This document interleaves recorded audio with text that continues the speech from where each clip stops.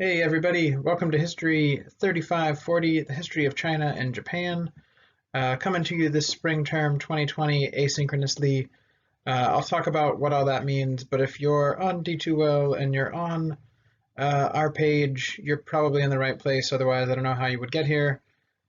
So for today, I'm going to go over what this class is going to look like, the sort of basics of it, what we're talking about, and you got a lot of extra time this term to decide if this is a good class for you or if this is the right format for you, any of that sort of thing. So let's hop into it. So here I am, Professor Robert Finley. My office is over there in that I building. That's the one that used to be the hotel quite a ways away, kind of down the other side of the parking lot. If you've been out there, you know what it is. It's not super convenient to meet there. It's always kind of a pain for students to get out there and stuff like that. Instead, we can just meet up on campus, or as is probably going to be more the case, we can meet up virtually very easily through Zoom or Teams or any of the other things you guys are using. So we'll figure that out as the term goes on if we need to. The easiest way to get a hold of me by far will be through email. There's my email there, rfinley@ggc.edu. Normally, I can get back to you pretty quickly. If you send me an email, Saturday night at midnight or something, don't expect me to get back to you right away. But, most times during the day or whatever, yeah, I should be able to get back to you pretty quick. You can also call my cell phone. All us GGC professors have cell phones, you might know. Yeah, pretty easy to get a hold of that way as well. So, for this class today anyway, here, let me just this. There you go. I'll break down the sort of course requirements, what it is we're actually looking at, how you'll be graded, the books, so that sort of thing. I'll sort of outline the course, where we're going, the timeline, the structure of it, and then I'll talk a little bit about what China and Japan are and why maybe we're looking at them in the way that we are. To try and get a sense of it. It's not very common actually to have a history of China and Japan class, so we'll break that down and see what that's all about. So let's look at the course requirements first. This is what many of you are going to be interested in. What do I need for the class? How do I get graded? All that sort of thing. So here you go. The main book, the sort of basic textbook is going to be this book, Charles Holcomb's A History of East Asia. It's the second edition. It's pretty cheap. You can find them for the mid 30 range dollars, not too expensive. They have it in the bookstore, but you can find it anywhere online.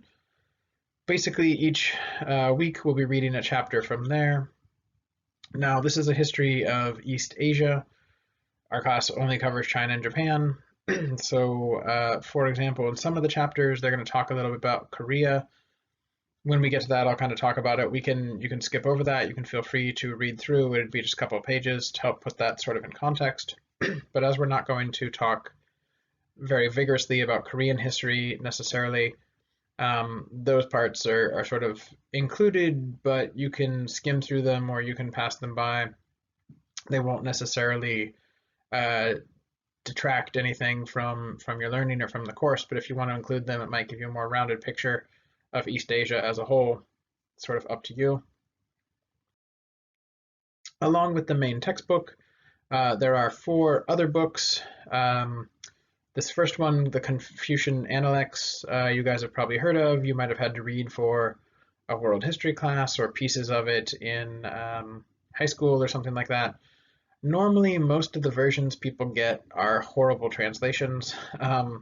So this is actually a really good one. This is by a Confucian scholar, or a scholar of Confucius, who really breaks down not only the sort of meaning of the text, but also gives a look as you go along to the various ways the text has been interpreted over time, which can be really helpful. The next book, the autobiography of Yukichi Fukuzawa, is about a samurai, sort of right at the end of the samurai era, and this transition from sort of warrior social class to modern industrial society, and he sort of straddles both sides. A Daughter of Han is, as it says there, the autobiography of a Chinese working woman. It's in the late 1800s, early 1900s. What was life like for a woman in northern China? We'll kind of get to that. And then Son of the Revolution is a book about someone's experience of the Cultural Revolution and growing up in Maoist China and what that was like. So all of these will kind of contribute in a more direct way to understanding people's real lived experiences rather than just the sort of narrative history or the textbook history. Also, there'll be some additional readings on D2L each week. And when you look over the syllabus, you can get a sense of how that breaks down. There'll often be a sort of main reading and then optional readings. So there'll be like 2 or 3 things, and I'll say pick one of these basically to read, and you'll see how that works a little bit more in a second. So how that will play out is when you look at the syllabus, first read the textbook chapter. That'll set everything within a context, within a broader context. Then try to go down through them in order. So if it's the next book or if it's an article, and then there'll be sort of optional material.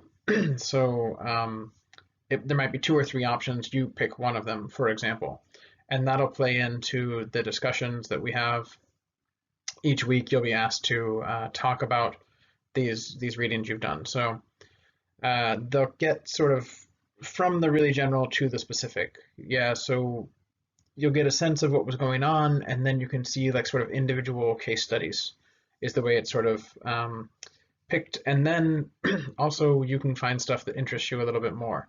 So there might be 3 or 4 options, and one of them might be about language, one of them might be about art, one of them might be more about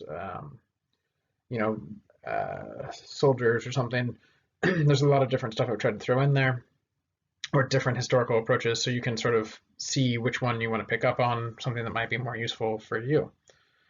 So you'll get a sense of that when you look over the syllabus or as you sort of go through the readings each week for sure. And again, ask me questions as we go. That'll be the easiest thing. So what everybody cares about, how are you going to be graded for the class? I try to always keep this as simple as possible. Basically, there's 100 points for the class. So however many points you got, you know the percentage for your grade.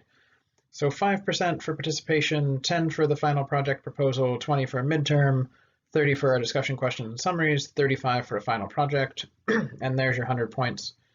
But what does that actually look like? What are these things you're asking? Well, participation, really basic. Since we're not actually meeting in class, it's more about showing up on D2L, putting in the work on the discussions. Are you sort of engaging in the class? So that'll be 5 points. That'll be 5% of your grade. That will sort of come at the end, right? The final project proposal. So basically, after a couple weeks, you will have to give me an outline. It's only 2 or 3 pages, pretty short, of what you want to do for the final project. So there's going to be multiple options. There's going to be 3 options. So you have to pick an option that you want to go with and pick a topic that you want to go with. And that topic can be from anything in the class or during the time periods we cover. So you have lots and lots of options there. That's going to be 10 points. We have a midterm. It will be like most tests you've taken. Because it's online, obviously you can't do things like matching or multiple choice because unfortunately everyone will get 100% on those sections miraculously, or at least in many of my classes that turns out to be the case. So those will be essay-based, based on the readings that we've done and your understanding and ability to use the material we've used in class to come up with your own ideas about the history or about what we've looked at. We'll talk more about it when it gets closer. We'll have a specific sort of set of material to cover, all that sort of thing. All right. Discussion questions. So each week you'll have to get on D2L, and on Thursday by midnight, you'll have had to post your initial response to the discussion questions. By Sunday, you'll have to have commented on 2 of your classmates' posts. This is really straightforward. Each week there'll be a sort of topical question about the material, and You go in, you try to answer it. I think it's 400 or 500 words. I'm not quite sure. I'll get a sense of how much is a good sort of amount to be doing each week, and then I'll bake that into the assignment to tell us about the readings that you've done or how you might respond to the prompt. And then you have a couple of days, you read what other people are doing, you come up with some questions, you say, oh hey, yeah, I really liked your comment on this or that, but have you considered this other thing? Or oh yeah, I never thought about this that way. It's a really cool interpretation because you do this and this. I did this and this, something like that, right? Pretty basic sort of response to discussion there. And I will try to comment on all of those as well, so you can get a sense of how I comment on other people's things, how I comment on your thing, stuff like that. I'll give you feedback as you go along so you can refine that process. And then you have the final project. So we have a midterm in the middle of the term. That's your basic test like you're used to. For the final project, we're not going to have a test. It's not going to be a final exam. Instead, you'll have 3 different options for what you want to do that you can select in a way that you feel like will help you understand the material or get through the class easier or prep you for what you want to do next. So the first option is just your standard academic paper, 12 to 15 pages. There's on D2L, there's all kinds of information about this, about sources and format and all that sort of thing, but a basic, essay paper. The second option is a 10-minute presentation for the class that is appropriate to a specific audience. So say you're taking this class because it's part of the teacher certification program and you want to be a middle school teacher. Well, pick a topic that you would be teaching to a middle school audience and then give me a 10-minute presentation, something like this. Or maybe you want to go into public history, so it's like a museum. So you're giving a 10-minute presentation to, learned adults that like to go to museums, right? So that might affect what you present on, how you present the material, all that sort of stuff. A third option is to create an online digital timeline based on the subject of your choice. So you see these all the time now in like online news stories and stuff like that, where there's like a scrolling timeline and you can kind of jump into each point and it pops up and you can put video or audio clips or paragraphs describing what happened on that day or that time, and then you can scroll to the next one. And again, in D2L, under the assignment, there's links to the particular program that is easy to use for that, although I'm open to you using a different one if you already have something you want to use for that instead. We can talk about that. But anyway, the final project, 35 points. That's a big chunk of your grade as well. With all of these, we'll talk about them more as they go. I'm not just throwing them out and like, oh, you can do it. Also, if you surf around a little bit on our D2L site, you can find a lot more descriptive information about each of these, specifically about the format or the resources or how many, books or papers you should use, and all that sort of stuff. So don't worry too much about those details. They're up there. Also, I'm willing to answer questions about those, of course, as it goes. So what about a basic outline of the course? What are we going to be studying and how are we going to be doing it? Well, this is a bit tricky and might be different from some of the classes you've done before. Many of you are going to be history majors or teacher cert that are working for teaching history or something like this. So you're a little bit familiar with ideas about periodization. And periodization in East Asian history is a little bit different than you find elsewhere. Typically, it's divided into pre-modern and modern. With pre-modern sort of being everything before about 1500 or so, maybe 1800 or so, depending on the class or who's writing the book or anything like this. And then modern, largely meaning after prolonged, deep sort of contact with colonial and industrial Europe. There's also a relatively new, recent edition of early modern, which you'll see now in textbooks and other things like that, that's maybe depending on what you're looking at, like 1600, 1700, maybe that time period as well. But there's all kinds of different ways to do periodization in history, and there's lots of different ways it has been done as well. One of the big ones that we'll see a lot is dynastic histories. So particularly with China, although to a lesser extent with Japan as well, you see the history sort of laid out like the Qing Empire, and then after the Qing you have this dynasty, and then after that dynasty you have this dynasty, and right. So it's sort of a cyclical process where you have some dynastic age begins, the Qin or something like this, then it goes to its very height, and then it starts to break down, and then it disintegrates, and then there's a new dynasty that comes up. And so often in timelines for books, they'll be written that way. There might even be a page right at the front that like categorically lists all the different dynasties or something. That's one way to do periodization. We'll see there's some problems with that as well. The reason that we have to think about it more than we do other times, or when we're studying other topics, is periodization in China and Japan or East Asia or really the rest of the world other than Europe doesn't fit the Western idea about eras or time periods. So if we're thinking about Europe, people talk about the classical period or the medieval period. They use words like feudal or the age of exploration, etc., etc., etc.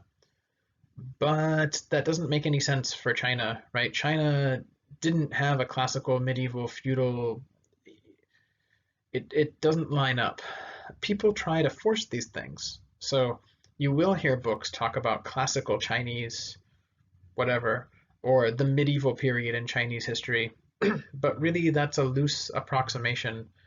It's taking an idea based on what happened in Europe and kind of contorting it and squeezing Chinese history into it and trying to make it match when it really doesn't.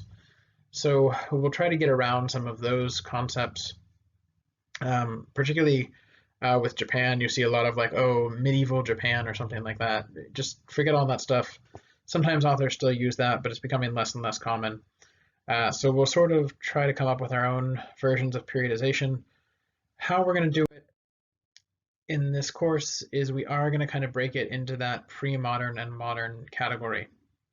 This is super problematic, yet it's what everyone does. And so in terms of like a basic understanding of the material, first you got to know like the main way everybody does it before you can kind of pick apart what's wrong with it and think about how you might rather do it. So this class is going to lay out that basic way that most textbooks still do it, and people talk about it, even though it's problematic, and we'll get to that as we go. But so the first half of the course, we're going to do basically from the beginning of human history up to about 1800, which seems like a lot because it is, but don't worry, we'll fly through it. This is often thought of as the sort of pre-modern period in which Asia, East Asia in particular, is sort of seen as developing on its own, or like developing its own culture, or somehow separate from the West, whatever that means. We'll get to that. We'll see the development of complex society in East Asia stemming from China, but not just China, and not only one place in China. Then we'll see the sort of Sinification of the region.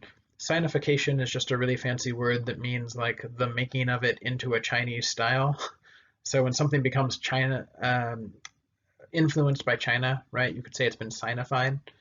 So Sinification is just like the East Asia taking on Chinese characteristics.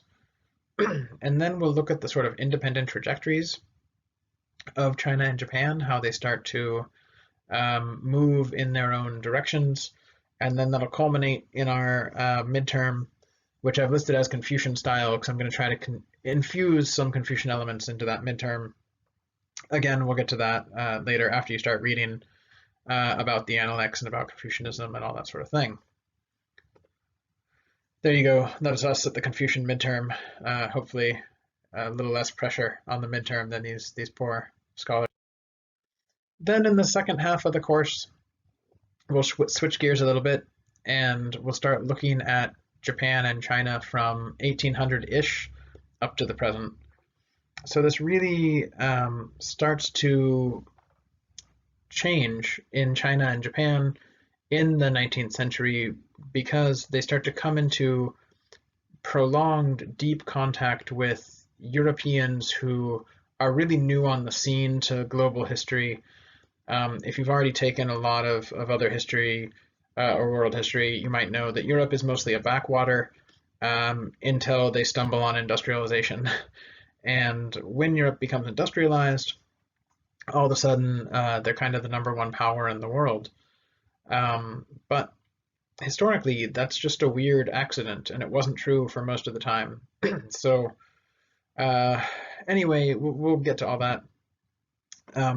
Then we'll see the sort of effect that industrialized Europe and sort of the colonial European mindset have on East Asia and the response from China and Japan to that process. We'll begin to talk about modernity and whatever that means, or if these people in China and Japan are becoming westernized.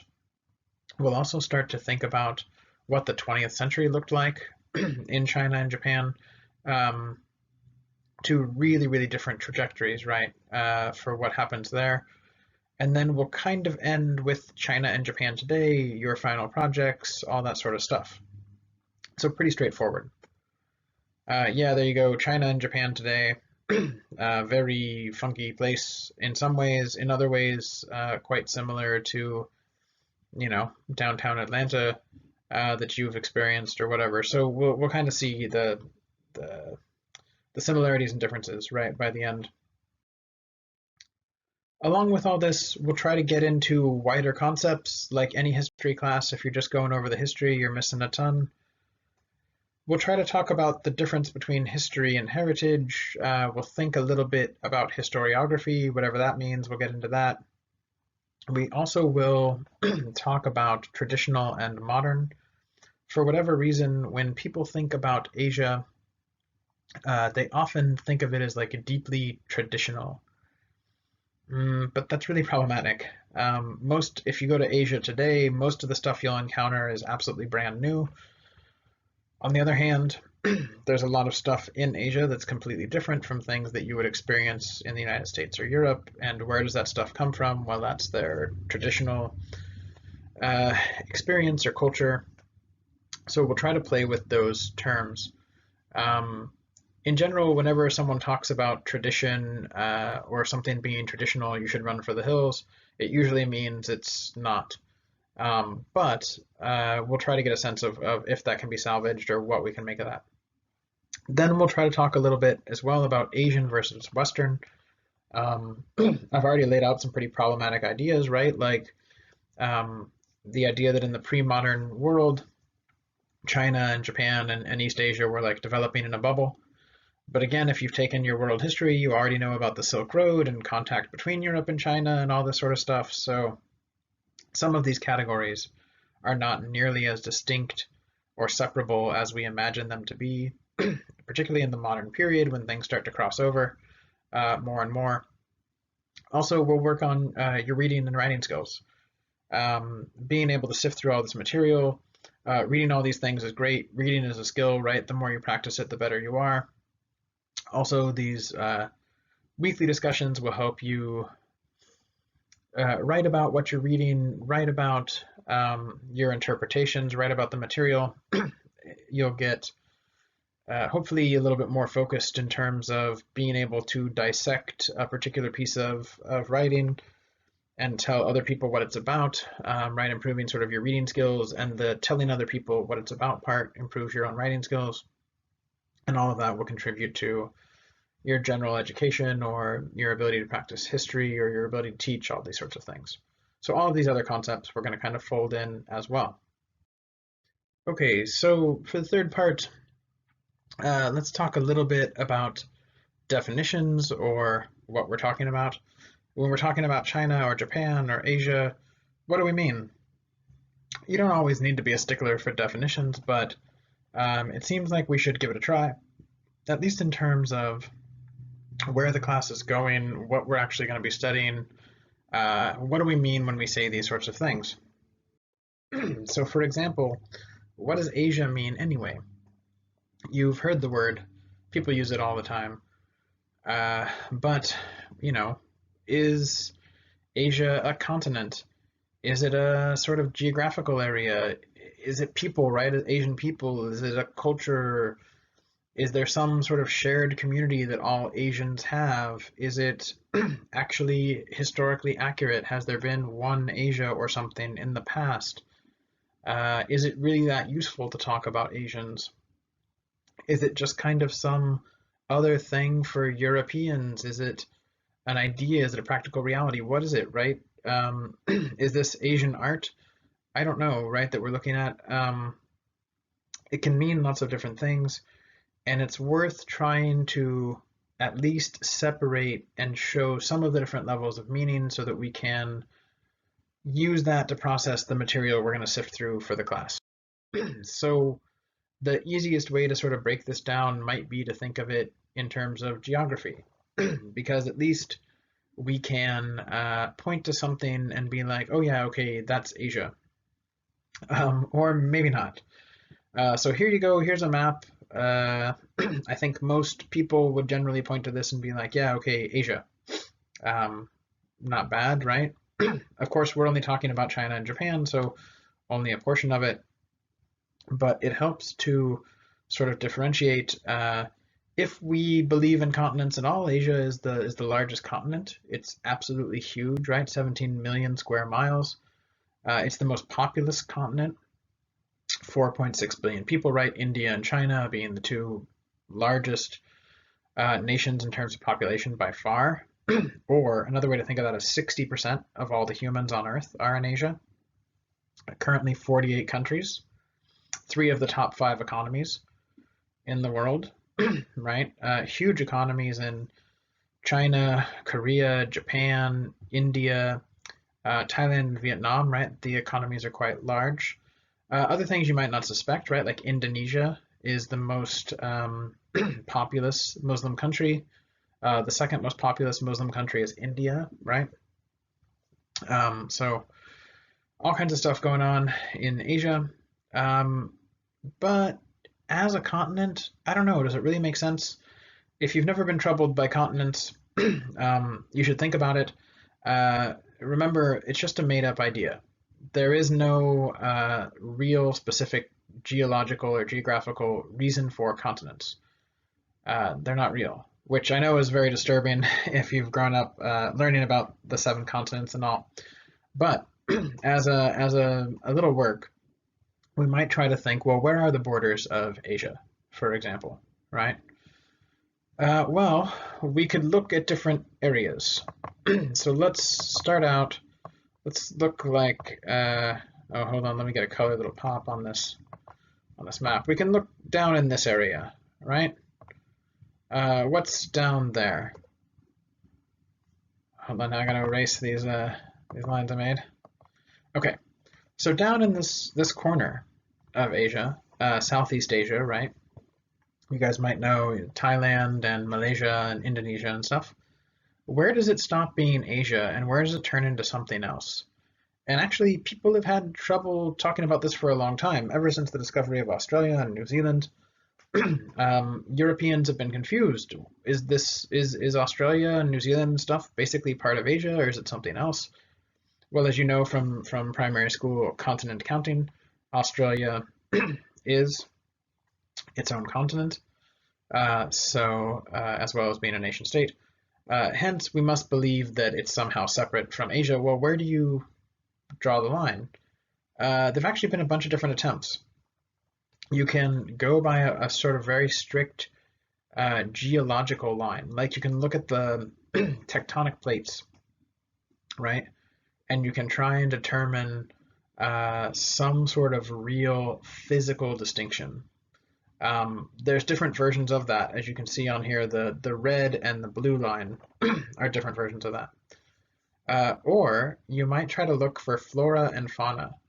So if you see that green line that separates like New Guinea, that is where all of the sort of main plants and animals that you find in the Australian basin stop. So animals that you can find in Australia and New Zealand, you can also find in New Guinea. But as you start to go into Indonesia, you don't really see them anymore. You get a different set of plants and animals. So maybe that's it. But if you look at this, you can see this like just chain of islands, right, separating these ostensibly totally different places. So at some point, you just have to be like, well, this island and this island are different continents. That's pretty tricky, you know. Or I mean, if you can walk or boat or whatever in 20 minutes from one to the other, how different is it actually for those people on the ground? They're like, oh, well, I'm not Asian, I'm Australian or something. It doesn't make any sense. And this is one of the easiest borders to sort of distinguish. We might look, here's our picture of Asia again, over towards the west, right? You guys might know, here, I'll try it with white this time. No, it's no good. Anyway, you guys might know that like the Arabian Peninsula, right, is that big chunk that looks mostly like desert to the west. Well, here we are zoomed in on it.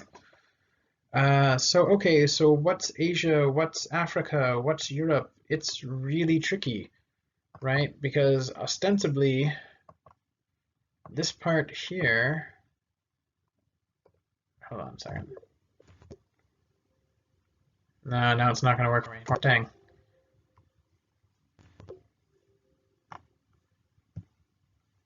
Anyway, part of it is going to be in Africa, right? Part of it's going to be in South Asia, some people might say. Some people are going to say part of that's going to be in Southwest Asia. Some people are going to say it's Europe. If you go a little further north, you can see here, right? Now we're north of the Saudi Arabian Peninsula. You see like Turkey. Historically, this is a really funky place because it's part of Europe, it's part of Asia, particularly Istanbul, right? The main city there. That's the capital of modern day Turkey. Literally, there's a river that runs between it that if it were like nice clean water and stuff, you could swim across pretty quickly. That divides. It's like if you're on one side, you're in Europe. If you're on one side, it's Asia. But the city's on both sides, so that's really weird. Historically, is there a reason to say that one's Asia and one's Europe or something like this? It gets even more complex as you go north.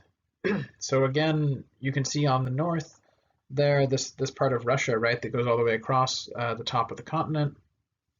Where do you break that? It's a problem too, because now today, at least, it's one modern nation state for a lot of that area. So some people have drawn various lines. Here are all the different sort of current ways of thinking about where it's Asia, where it's Europe. Some of it's, they say, well, it's these mountains. Some of it's where the Danube River comes out. It might be on the borders of a modern nation state. But basically, it's really arbitrary. The whole idea of continents was made up right in the 19th century anyway, in many ways. So actually dividing Asia from its neighbors is really tricky. You can walk from Paris to Beijing, right? When does it stop being a continent?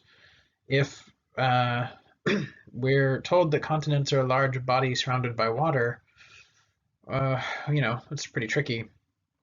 But maybe there is some other justification. I'm not quite sure. We can get to that. So how did it develop Asia in terms of the way people think about it? Well, this guy, Edward Said, wrote a great book in the 70s called Orientalism, and the idea has really influenced the way people think about this sort of stuff now. And basically, his main argument is, for quite a while now, for 300 or 400 years, Europeans have been really focused on Asia as some sort of exotic other. And when they created the sort of histories of Europe and of Asia, particularly as professional historians developed in the 1800s and 1900s, they framed Europe as really kind of the center of the universe and Asia as the sort of opposite of it. And so it's quite common to see sort of Asia depicted as exotic, bad, weak, feminine, and this has a really long lineage in sort of European thinking. Here's a quite old map um, depicting the sort of Greek version of the world, right? So you had Europa, and then you had Libya, which is Africa, and then you had Asia, which is sort of everything to the east. And in a lot of ways, this begins with the Greeks and Persians. If you've done any Greek history here at GGC or somewhere else, Greeks, again, were sort of on the periphery to the Persian Empire, which was much bigger, much wealthier, was seen as like the height of civilization until the Greeks kind of take it out. So you had this like European self, and then the Persians were the other, right, in the east.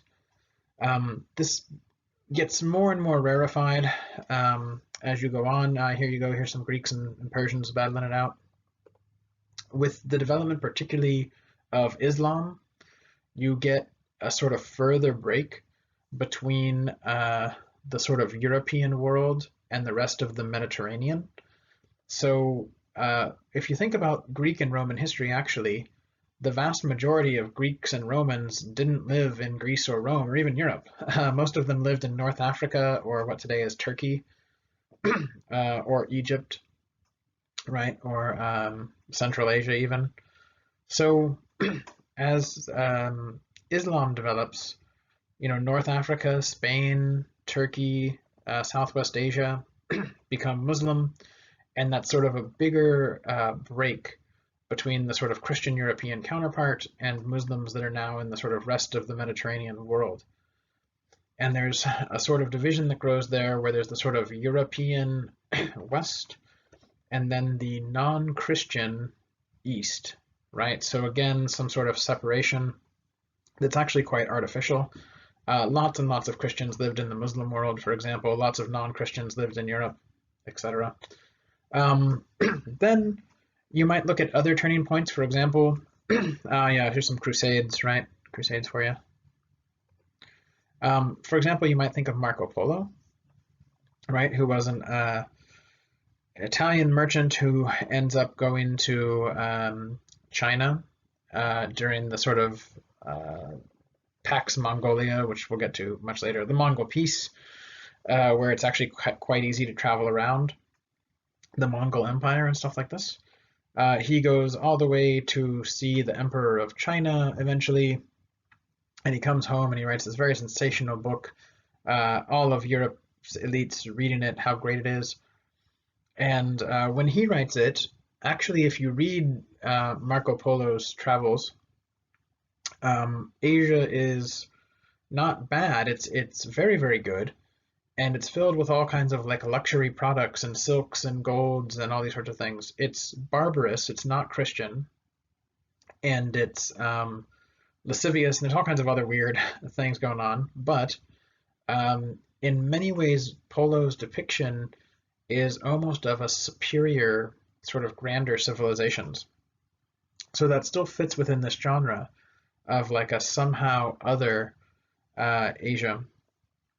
But even during the same time period, not everybody thought this way. A lot of people had interactions with the Mongols, particularly in Eastern Europe. Places that are today like Ukraine and Russia were invaded by the Golden Horde and the Mongolian armies. And there was this depiction of, savage horse riding, brutal people coming from the east, some like unknowable Asian frontier, and attacking settled European cities. And we'll get a sense of what that's about a little bit later. But there was this growing fear in Europe that there's like these powerful people somewhere to the east that just occasionally come over and wreak havoc. But that's all going to sort of shift a little bit as we get closer to the modern period. As Europe industrializes, it takes a huge sort of jump ahead in world history in comparison to its non-industrial neighbors. And all of a sudden, Europeans have steam power, they have guns, when most of their neighbors don't. If you've done some world history, you might know about the sort of so-called gunpowder empires or Islamic empires that have guns. let's not worry about that for a second. Anyway, as these Europeans head out to places like India or Southeast Asia or Sub-Saharan Africa or the Americas, they find a lot of people that they soon consider to be backwards.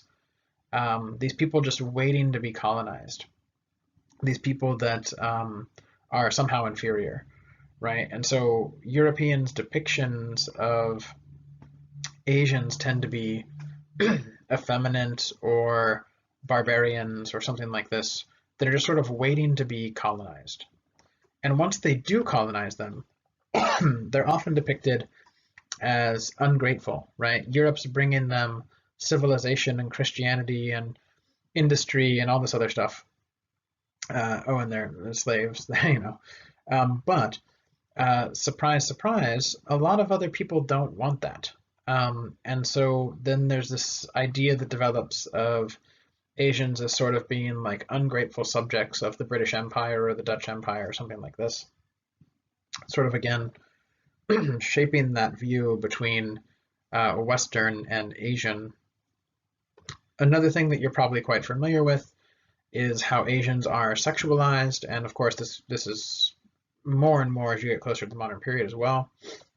So sex, I was the love slave of the geisha. This is from a 1950s sort of like pulp fiction kind of thing. Surely after World War II, right? About a World War II pilot that's like shot down and like, you know, some sexy Japanese women for whatever reason like torture him with sex. I don't know, it's a sweet fantasy, I guess. But remains very, very common idea, right? Of like that Asians like love white dudes or something, all these sorts of things, or are submissive, or practice some sort of weird sexual things that Europeans or Americans or whatever don't. It's garbage, of course, but it is one popular lens that people choose to sort of see Asians through. More recently, of course, is the idea that Asians are sort of unlimited consumers, particularly in the United States ever since the 1950s and 60s. There's been this sort of idea, if you take business classes, like if you can just sell one toothbrush, you know, to everybody in China, you'd be a super billionaire, right? So you just need to find some product that's marketable in Asia because there's tons and tons of people, and there's a growing middle class in Asia.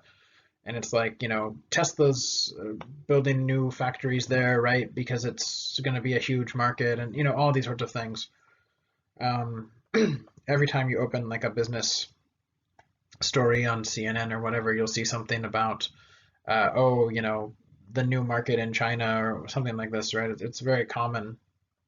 Of course, more recently, you can see the reaction of a lot of Americans to the coronavirus, right? Talk of the China virus and all that sort of stuff as another way of sort of differentiating between Asians and Westerners, which of course is total garbage, but it's very popular. So this has long been a sort of idea, particularly within American consciousness, but European consciousness in general, about who Asians are, right? So aside from who Asians are or what Asia is, particularly in the sort of Euro-American imagination, we can try to talk more specifically about East Asia. Typically, this will almost always include China, Japan, and North and South Korea, or just Korea, right? Because for most of its history, it's not two divided things. Several times it's three kingdoms or more. And anyway, but there's other places that are more problematic that are sometimes included in depictions of East Asia, sometimes not. This is for reasons of nationalism, nation state sort of ideas. This is for geographic purposes, shared cultural reasons. So what about Vietnam? Often Vietnam is included in East Asia. It's, you know, part of Southeast Asia, sort of speaking geographically, but it's also included in East Asia because it's so heavily influenced by China and has been for a lot of its history, but it's also uniquely not Chinese, so that's problematic. In our main book, our main textbook, there is a couple chapters on Vietnam, particularly as it gets kind of closer to the end. You can kind of skip those. You can read those if you feel like it, kind of see how it's placed in there. What about other places like Mongolia?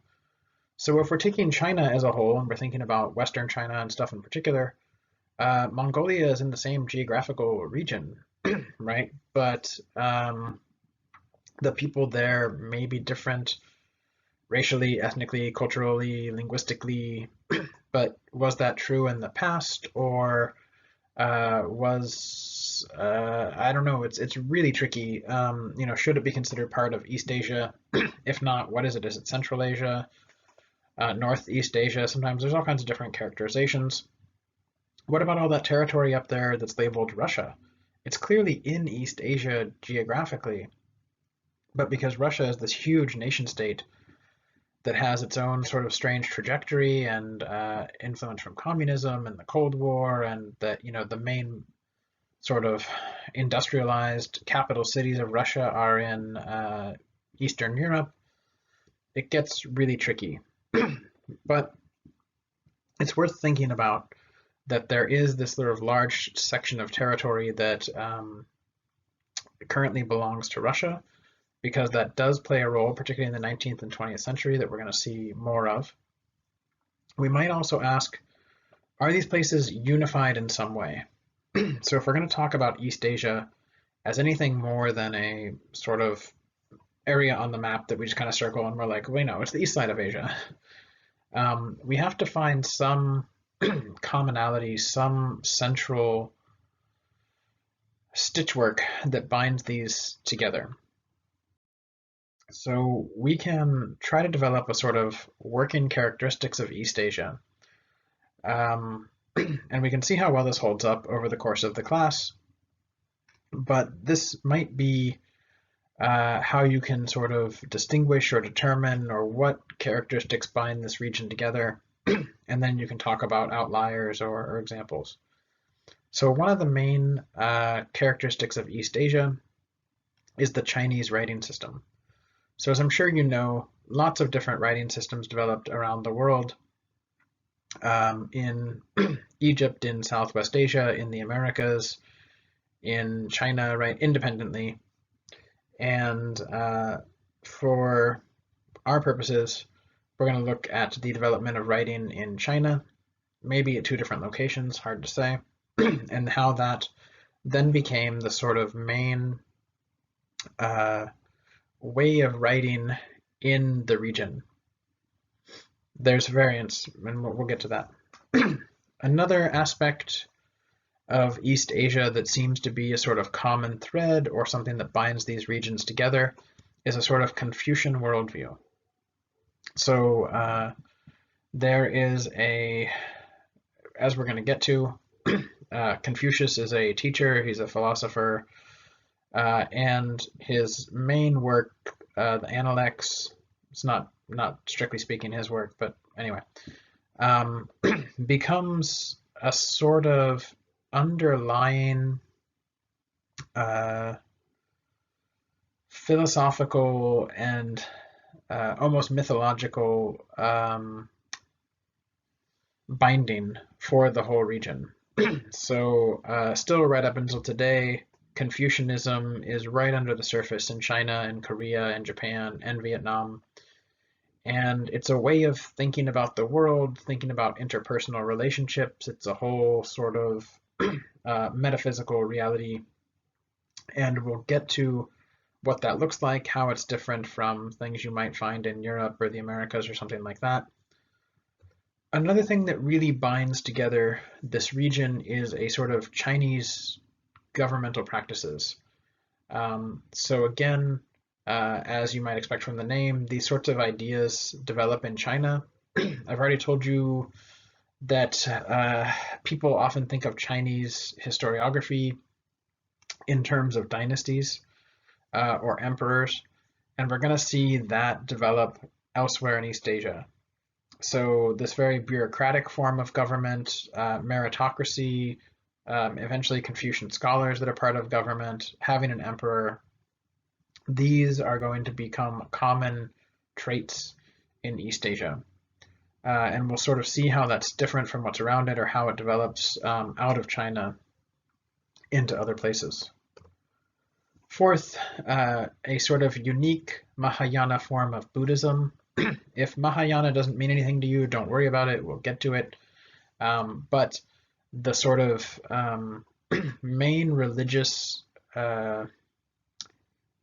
version of thought in the region, if you can say that, is Buddhism. And that continues to be true today, sort of, across China, Korea, Vietnam, Japan, Mongolia as well, but it's sort of different there.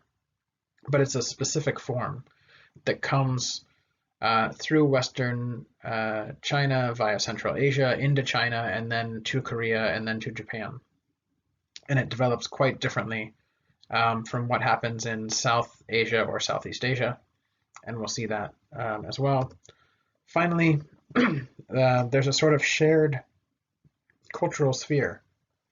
And these sorts of things are often underappreciated, but when you think about, for example, people around the world that eat with chopsticks, well, it's mostly China and Korea and Japan, and then some people in Southeast Asia.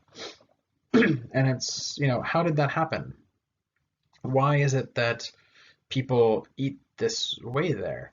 There's some sort of shared cultural history that made chopsticks the sort of central eating utensil there that you don't find in the Americas, you don't find in Africa, you don't find in Europe, you don't find in India, right? It seems unique to this area. Or the drinking of green tea. Well, sure, now I can go get green tea and anyone can drink green tea now or whatever. But historically, you really only find green tea in sort of East Asia. Southeast Asia, they drink some. South Asia, they drink it, although now, right, they favor black tea. Eating rice is the main grain crop, right? Again, not specifically unique to East Asia. In Southeast Asia and South Asia, they eat lots of rice as well. But you can see a sort of developing sort of cultural unity of some kind that we can think about or problematize. Rice originally comes from probably southern China. We'll kind of get into that. And so it may just be a sort of proximity to that. It's unclear, but there is sort of some unique binding cultural material there in the same way you find it in other places. And so anyway, these 5 points we can at least use as a sort of starting framework to think about the region, and then, we can throw that all out the window as we go along, or we can, affirm that or whatever. But it's really easy to think, okay, so all these Asians have a shared culture or a shared cultural history or something. That can lead us into a bunch of stereotypes. So let's not do that. Here, I'll play you a little bit of a video about Japan and sort of how people tend to think of Japanese stereotypes. And you can see if you maybe fall into this way of thinking and how Japanese folks think about it. Hey everybody, it's Hiroko from Asian Boss. Japan is one of the most stereotyped countries in the world. So we thought it would be interesting to ask some Japanese people how true or not some of these stereotypes are. Do the Japanese only eat sushi? We hit the streets of Tokyo to hear what Japanese people think about these stereotypes. Let's hear what they have to say. 海外からの日本への典型的なイメージってどんな感じだと思いますか？可愛い、消極的、めっちゃ働く、侍職人侍ね、確かになんか刀持ってそうだよね。みんな刀持ってるみたいな。日本人は優しい人が多いみたいなイメージはなんか思われてそう。なんか結構悪いイメージが多くて、日本人の女の人はすぐ外国人さんと恋愛したりとか、そういう性行為をしたりとか、そういう風に思われてるんじゃないかなっていうイメージ。今日はその日本への印象がどれくらい正しいのかをちょっと検証してみようと思います。日本人は毎日お寿司を食べているっていう印象なんですが、あなたは毎日お寿司を食べますか？食べませんね。なるほど。じゃあどのくらいの頻度で食べてるんですか？2週間に1度くらいですかね。全く合ってないですね。食べてないです。食べてないです。月にぐらい。日本人の女の子はみんな可愛いっていうものが好きっていう印象についてなんですけど、海外の視聴者さんのためにあなたの思う可愛い見た目ってどんなものなのかをちょっと説明していただいてもいいですか？可愛い見た目、ちっちゃいとか細すぎないとか、やっぱ男だったら女の人の髪をかき上げる仕草とかはまあ可愛いとかだし、ぷくって頬を膨らませるところとかも女の子だったら可愛いかなって感じですね。可愛い動作か。にゃんにゃん猫じゃんみたいな。やってる人いなくないそれ。全然可愛いと思わない。ダントツで燃え袖ですね。燃え袖って何ですか？こうやって裾をギリギリで隠して手でこうやってこんな感じで自分の中のザ可愛いっていうのがもうそれです。日本人女性はみんな従順でおとなしいっていうイメージはどう思いますか？まだ濃い合ってる気がする。ザモテる系女子みたいな。いや、それは思わないです。合ってない。合ってない。絶対に違う。全然ほぼいなくないだって。ほぼおとなしい人なんていないと思います。じゃあ日本人女性としてこういうイメージで見られていることに対してどう思いますか？嬉しいんじゃない？嬉しいです。なるほど。それはなんで嬉しいんですか？基本そうじゃないから、多分日本にそんな従順でもないから、そうやって思われてるんだったら嬉しいかなって。嫌悪感は覚えないけど、もっといろんなイメージあるのになとは思います。なんでそう見られるんだろうね。確かっていうに。のが派手な遊びをしないから。まあ確かに地味な人もいるけど、まあ10代とかそこぐらい、なんか20代ぐらいはだいたいうるさい。日本人はアニメや漫画、コスプレがみんな大好きっていうイメージは合ってますか？合ってないと思います。合ってないと思いますね。それはなんで？アニメと漫画はみんな好きは合ってるかもしれない。合ってない？それも合ってないか。でもまあコスプレがくっついてきちゃうとまた違う話かな。なるほど。みんながみんなではないと思います。でも割と好き。読むけどなんかそんなあれじゃないでね。じゃあコスプレをしたことはありますか？アナと雪の女王のエルサの格好して。学生の時の文化祭でその全校生徒の前でステージの前に立って強いダンスを踊るみたいな、その格好で。あります。文化祭でメイド服着たことがあって。コスプレなんかメイドさんの格好とかはしないです。本当ですか？先週あたりしてないですか？ちょっとしてないですね。ないですね。ハロウィンの時でも？そういうのは特別、イベントじゃない時にコスプレする人とかもいるじゃないですか。そういうのはないかなみたいな。なるほど。日本人はみんな風変わりなエッチが好きで、もうなんか変態みたいな変態的な AV を見るのが好きって思われてるんですけど、その印象は合ってると思いますか？いや、違うと思います。なんだろう、ロリコンちょっと幼めが好きな気がしますね。みんな幼いような顔とかが好きなのかな。なんか僕は違うんですけど、話なんですけど、周りは確かにそういう人多いですね。合ってると思います。それみんな言わないだけで男子とか実はもうなんかマニアックなの見てると。じゃあちなみになんですけど、最後にあなたが触手物の AV を見たのはいつですか？いつだろう。4日ぐらい前。マジでですか？4日ぐらい前じゃない。ガチだった。これ冗談ですよ。触手見た。触手見ないよね。見なくない？見ないもんね。触手物？触手物？だからエイリアンの手みたいな、なんかタコの手みたいなやつと女の人の AV ってそんなのあるの？見たことないです。見たことない。そんできるんですか？それ逆にタコと。でもできてました。すごい。みんな本心を常に隠している。これは合っていますか？間違っていますか？私は割と合ってるんじゃないかなって思います。それはなんでですか？こんなに自分ばっか出してたら周りと合わないこと多いだろうし。あると思う。イエス。イエス。そうなの？なんで隠しちゃうんだろう？わかんない。恥ずかしいとか？みんながいるところで本音の気持ちを表現しきったことってありますか？ない。そうなの？あんまない。あんまないね。クラスのなんか話し合いとかでこう意見が悶々としてたらこう私はこう思うって普通に言うけど、でも空気は読むときは読むし言った方がいいって思うときは言う。次に日本人はみんな礼儀正しくって他人に優しい的なイメージがあるんですけど、それはどれくらい合ってますか？基本急いでるんで、すごい急いでるちょっとおばさんとかサラリーマンとかは優しくないですね。どんな風に優しくないんですか？ぶつかったりするとチーみたいな。合ってると思う。でも海外の人の方がなんかウェルカムな感じはする。日本人なんか他人行儀な感じがする。だから上辺ではこう礼儀正しくしとこうみたいな。西洋ではこのような典型的な日本へのイメージがあることに対してどう思いますか？意外。なんか知ってるようで知らない人なって感じ。どこら辺が意外でした？過去の絵でコスプレについて日本人ってそういう風に見えられてるんだって感じです。じゃあ今言ったような典型的なイメージ以外で何か違う印象を持たれたことってありますか？日本人だから肌が綺麗で、女の人は黒髪で、なんかこう海外から友達とか来てこう一緒に歩いたりすると、歩くの早いね、疲れるよ、ゆっくり歩いてって言われたりするから、日本人は歩くの早いんだっていうのはすごい感じますね。顔が見た目とかが幼いみたいな。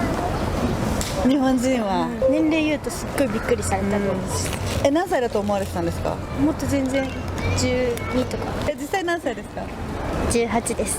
海外の人たちにどんな風に日本を理解してほしいと思いますか？みんな礼儀正しいわけじゃないよみたいな来るときは気をつけてねみたいな。日本人の女はちゃんと自立してて働いて強いぞと、難攻不落だぞと、簡単に人なんか外国人の男性だ、日本人の男性だとか、そういったまず恋愛主体で考えてるっていう人ばかりではない。日本ではやっぱりなんでしょう、社交辞令みたいなとこありますけど、それをなんか外国人はやっぱ言葉通り本音だと思って受け取ったりするんで、そういったところでなんかすれ違いが起きてしまうけど、やっぱ日本人でこういう人だよねみたいな分かってくれたら、社交辞令だよねみたいな。なんかやっぱ悪いところばっか見てほしくないですね。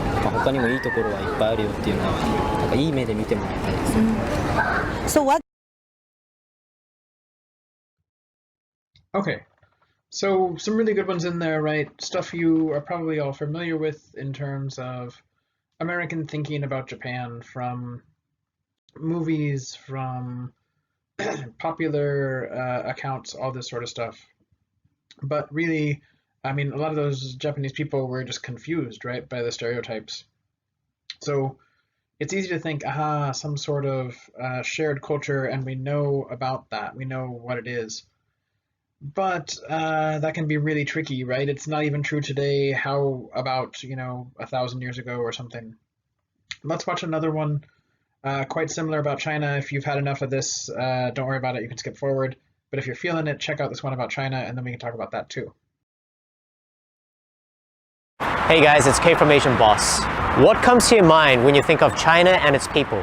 To some, China still remains very much a mystery. That's why we recently asked you, our Asian Boss community, to give us as many stereotypes you have of Chinese people, and we got an overwhelming response. Well, our Asian Boss reporter Sarah hit the streets of Shanghai to find out how Chinese people feel about these stereotypes. Let's dive in. 您觉得外国人对中国都有哪些印象？外国人对中国感觉就比较 old school 吧，就觉得中国好像偏传统一点，然后没有那么 open， 还是很神秘。就是说外国人跟中国人好像觉得有沟通，好像还是有一个障碍问题。其实呢，下面这些词是我们从得到的反馈里面，对中国印象的一些评论，比如中国游客最不受欢迎，没有礼貌。您同意这些观点吗？不太同意。为什么？因为在上海的感觉还是蛮多人是守规矩的。部分还是同意的。为什么？因为中国非常大嘛，我们有不同线的城市，有1线、2线，可能在2、3线城市，就是随着现在经济越来越好了，那他们才刚刚开始接触，去国外旅游，可能还会有一些，比较不太文明的现象。一部分人确实是说话比较大声啊，确实有点缺少礼貌，因为中国人就习惯了。外国人是点对点的沟通方式，中国人是一群人面对面的，所以他必须得声音相对来说会响亮一些。所以说这个声音响亮一下，他自己就控制不住了。当你听到中国游客不受欢迎时，你会有什么感觉？第一反应会觉得说比较失望，然后也会觉得说稍微有一点点，就是丢面子吧。对，作为国人肯定心里是不舒服的。那我只能，我不可能要求别人去怎样，我只能做好自己。然后，而且我觉得随着我们国家这个受教育程度普及越来越高，这个问题可能几十年之后就没有了，就解决掉了。不开心。可以多解释一下为什么不开心？第一就是也会觉得挺担心的，就是对于我们就是给别人留下这样的印象，会觉得怎么国人会做出这样子蛮丢脸的事情。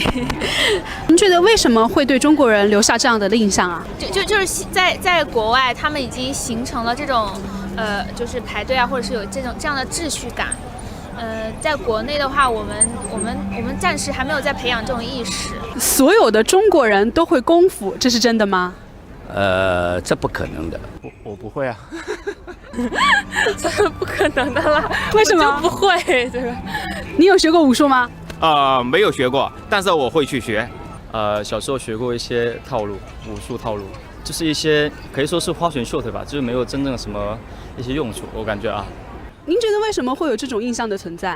可能外国人看的李小龙的电影好像比较多吧。因为我们有少林寺，或者是各种各样的武侠小说啊，或影视作品啊，然后就宣扬了中国人会功夫这样一个印象。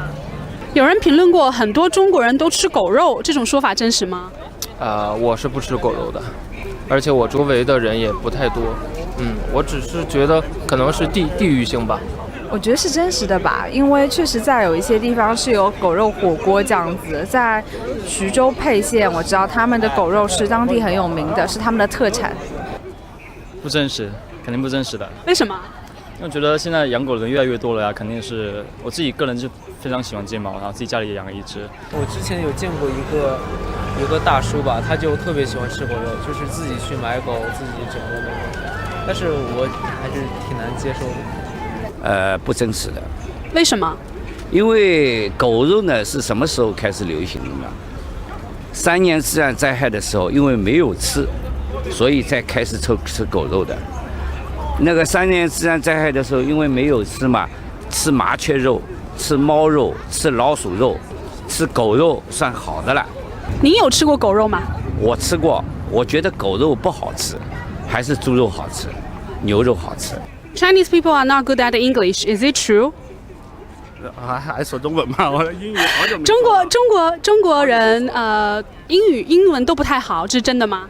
这个差不多。Is it true? Yes. Why? 因为我英文也不好。No. Why? Because my friends are all very good at English, and everyone study English from a very early age. Yeah.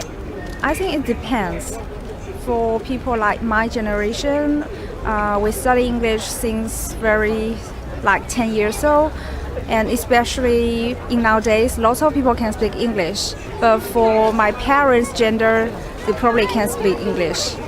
外国人过来，有的人中文也不好，真正有学问的、对中国有研究的，他也不会说这些话。中国人看起来都很物质，您同意吗？我觉得物质的人哪里都有，不是中国人而已。这个我看全球的人都差不多吧，没有人不喜欢这个物质的条件。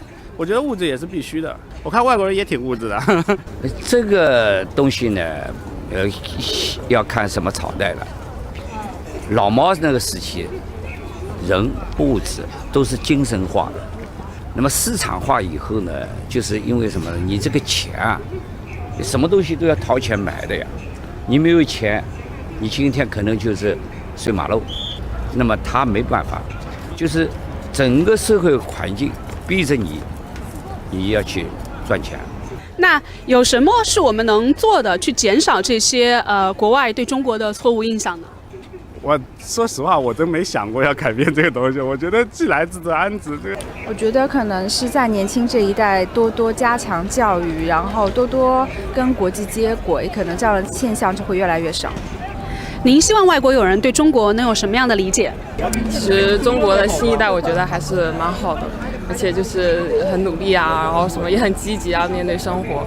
我觉得他们应该了解这一面。然后，而且中国现在经济不错嘛，确实因为是发展的很好，他们也可以多来中国了解一下，我觉得蛮好的。希望他们知道我们其实还是一个以和为贵的国家，还是很欢迎大家，而且我们也都是很热情、很友善的。我觉得对于作为一个中国人来说，我自己都没有办法了解到我们56个民族和这么多的上下5000年的文化。我觉得，如果国外的朋友稍微对中国有一些兴趣，建议他们自己来真正的多学习、多了解一下，而不是听舆论很片面的报道。Okay, so it can just be helpful to hear a lot of like Chinese folks speaking and stuff too. You know, we're going to get more stuff like this in the class. But anyway, again, a bunch of stereotypes that Americans, I think, currently have about China.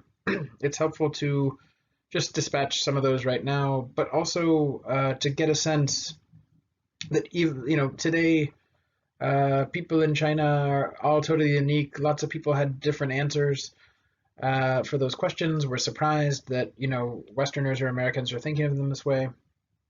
And it's important to just sort of get a sense of that now so that we don't carry it back in time. I see time and again, people have a hard time thinking China isn't just like one place and has always been one place and everybody's kind of the same. That's a very American way of thinking. We can just kind of get rid of that right now. And that'll really help us understand the material and also see change over time, because that's really what we're looking out for, right, as we go through the sort of history. So why are we even looking at China and Japan? In a sense, it's very odd. Typically, courses are not set up this way. This is something unique. GGC does. Often you might have a class on East Asia, pre-modern or modern. You might have a class on Japanese history or Chinese history. If you think about like what we do for Europe, there's whole classes that are just on Greece or Italy or Britain or something like this, right? So China has more history than all of those places, more written records than all of those places, bigger populations. It's been around longer. It was the bigger economy, the biggest economy in the world until the 1900s, right? So why do we have it sort of set up to where we're doing so much in such a short period? At first it was sort of designed to fill a gap for the teacher certification program, so that teachers coming out of GGC would have a basic, good working understanding of China and Japan as two sort of central countries in relationship to, the United States and the modern world. But it also opens up all kinds of opportunities because we're trying to squeeze in, in the end here, we're going to be looking at about 7,000 years of history, covering, this whole sort of corner of a continent, right? We have to sort of go big picture in some ways, but you can also punch into specific areas. So ideally what this course does is it will give you a sort of comprehensive overview of these places, put them within a setting, and help you sort of see the sort of big picture. At the same time, by focusing on both China and Japan that have so much shared history, but also such unique developments, we can see how culture spreads and changes over time. A lot of stuff that starts out in China is going to end up in Japan, but when it does, it's going to just change a little bit. So by looking at the bigger picture, looking over this longer time period, it can really help us understand ideas about cultural diffusion or cultural change, or sort of the interaction between these places. And we're going to see that early on, a lot of ideas are going from China to Japan. Then there's actually a brief window, right, in the 19th and 20th century where it's kind of the other way around.